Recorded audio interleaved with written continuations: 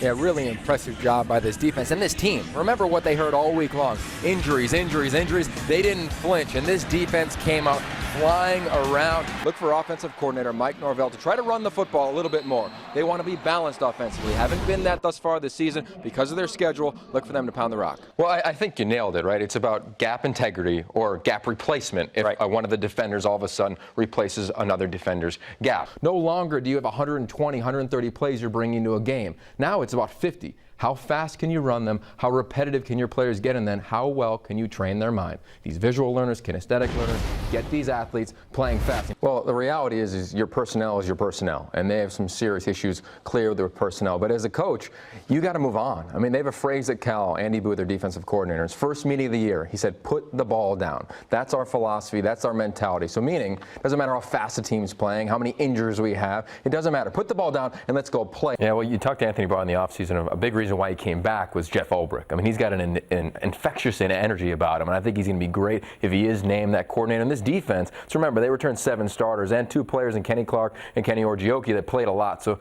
you have roughly 9 starters relatively returning on defense. It's going to be a strength of this team, clearly a favorite next year in the Pac-12. He's going to stand in the pocket. He's going to finish off his drop. It's called a 5-step drop. He gets to that last foot in the ground, okay? He's going to step forward. What we saw a year ago against Missouri in the final drive of the game where he threw an interception, he got overextended, his feet got overextended, and he dropped almost a foot. This year, you see him right here. All of a sudden, he doesn't like the throwing lane. A defender flashes in front of him. He doesn't get overextended. He does a one-piece hitch. He simply climbs right there, delivers an absolute dime. You said after they stumbled against Utah, they found themselves. When I look at this game, they're going to run the rock, but I think that Kevin Hogan's going to have to play pretty well. I mean, I don't think he's going to carry this team and throw for 400 yards, but in critical downs and distances, in the second half of this game in the Rose Bowl against Michigan State, he's going to see cover 4, base man-to-man coverage on the outside. He's going to throw guys open. See the Ty Montgomery against man-to-man coverage against Rashad Reynolds. Oregon State pretty much runs the same defense. Does it here against Oregon, against exotic third down pressures. This is when he has excelled. He's made a big throw.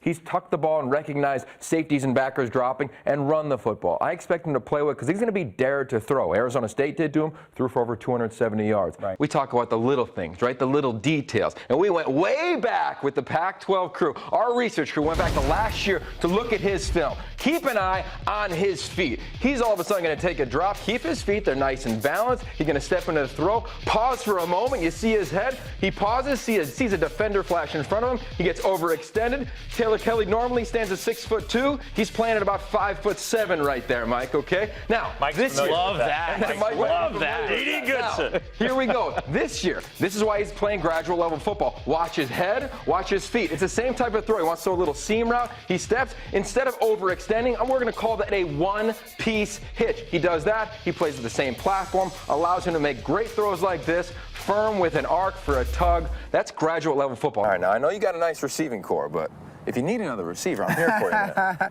Oh, we'll see, Yogi. All right, we're going to go find out. All right, we're down in the red zone. You love going to Cason Williams. Okay. He's not here anymore. I'm here. Wins at the line of scrimmage.